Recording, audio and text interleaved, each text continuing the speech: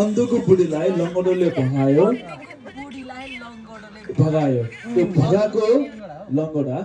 त्यो भगाएको चाहिँ लाटोले देखिरहेको थियो लाटोले आएर अन्धोलाई भनौ तेरो बुढी भगायो कसरी भन लाटोले चाहिँ अन्धोलाई भन यहाँ सुन फेरि लाटोले अन्धोलाई भन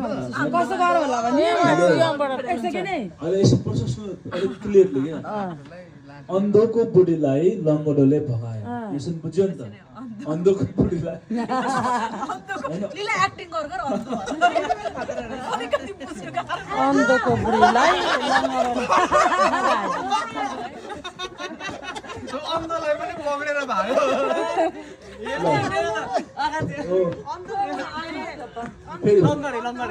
अन्धोको यसो अन्धोको बुढीलाई अन्धो त आँखै पो देख्दैन त अन्धोको बुढीलाई लङ्गडोले भगायो लाटोले देखिरहेको थियो त्यसले आएर चाहिँ अन्धोलाई भनौ तेरो बुढी लङ्गडोले भगायो कसरी भनौ लाटोले अन्धोलाई कसरी भनौ तेरो बुढी कसरी भगायो भनौँ होला नि ठ्याप अन्धोलाई समातो होला अनि लङ्गडेको जस्तै गरेर खुट्टा पढाइदियो होला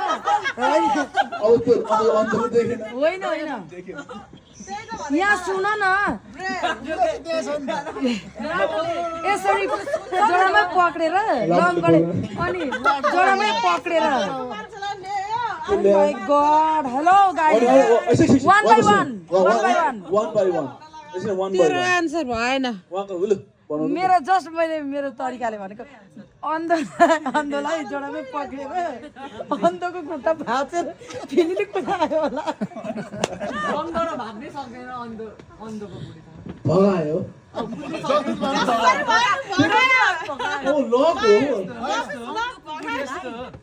अन्धोको बुढीलाई नि खेलामै भगाइदियो नि भगाइदियो अन्धोको बुढीलाई लङ्गडोले भगाएर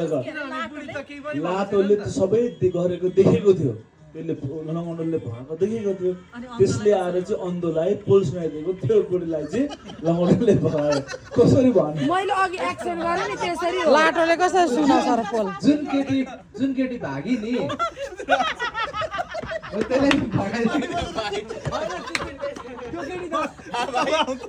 केटीले सबैलाई भगाइदियो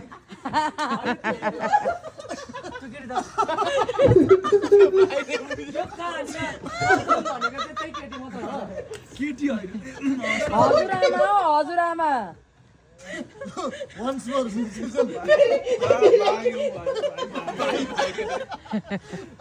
होइन भाइ एन्सर लु भनौँ न त कस्तो एन्सर कहाँ भन्ने बित्तिकै भन्ने हो त 80 मिनट हँसाउनु पर्यो नि त अन्धोको बुढीलाई लङ्गडोले भगायो अन्धोको बुढीलाई लङ्गडोले भगायो त्यो भगाएको चाहिँ लाटोले देखेको थियो त्यसले आएर चाहिँ त्यो लाटोले देखो लाटोले आएर अन्धोलाई भनौ तेरो बुढी भगायो कसरी भनौ लु भाइ ऊ पनि आयो लु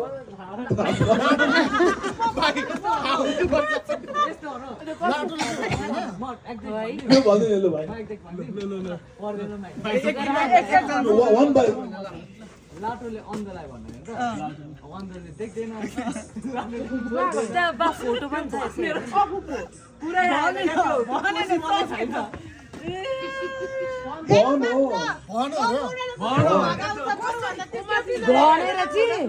भनेर बोलेको यति कसरी लाटो बोल्छ ए लाटो बोल्दैन नि त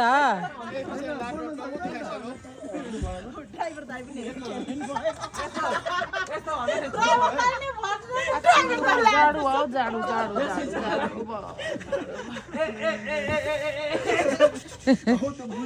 अन्धोले देखेन तर लाटोले चाहिँ भनेको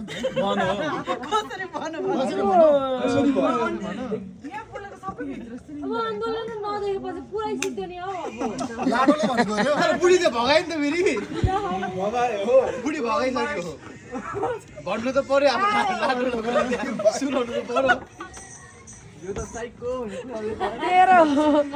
यस्तो न्याक न्याक हुँदै भन्नु न त तेरो बुढीलाई लङ्गडेले भगा भनेर न्याक न्याक न्याक न्याक गर्दै भन्नु भन्छ एन्सर भनिहाल्नु नि छिटो एन्सर अब कसले भन्ने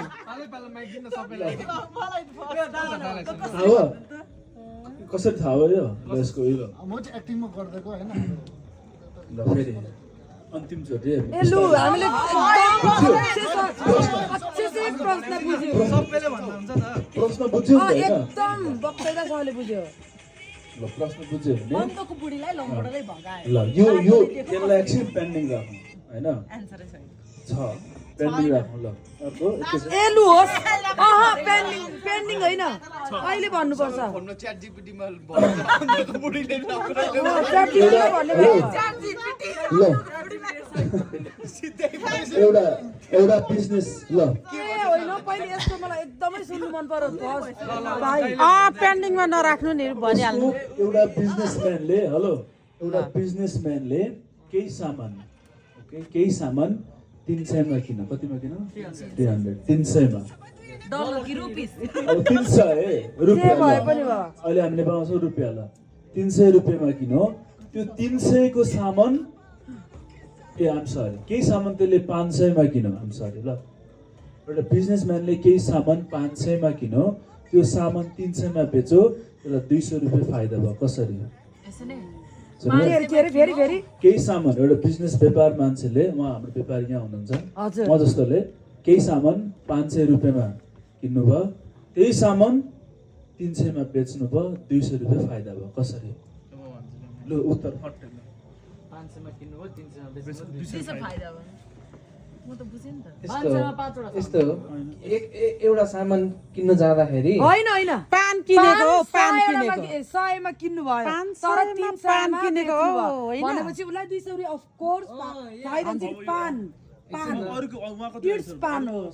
हो पान किनेको जस्तै अब 500 मा पान किनेको बिजनेसम्यानले किन्यो हैन 500 मा किन किनभने उसले किन्दाखेरि त 500 मा किन्यो भने किनेको पान सामान त किनेको भाइ त्यस्तो लम्बाइ चौडाइ गर्नै पर्दैन लम्बाइ चौडाइ छैन यहाँनिर लु एउटा बिस्कुट हामी केही किन्न जान्छौँ हैन पान सिम्पल खाने पान 100 मा किनेर 300 मा बेचे भनेपछि 200 फाइदा हैन यसको 200 फाइदा। उत्तर चाहिँ के हो भने तपाईहरु रङ हुनुभयो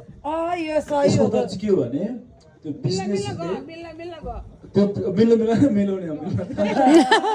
मलाई थाहा छ मैले पनि सुनेको थिएँ हल्का त्यसले 500 मा किनो 300 मा बेच्यो 200 रुपैयाँ फाइदा अनि मैले त्यही भनेको त नि उहाँ ताली भयो नि त ल यस्तो गरेको पान भनेको छ नि त त्यो पान 100 रुपैयाँ बेच्यो भनेको ल हेर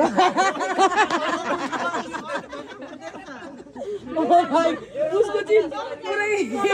लम्बै चौडै गइरहेको थियो भाइको लम्बै व्यापार बिजनेस मान्छे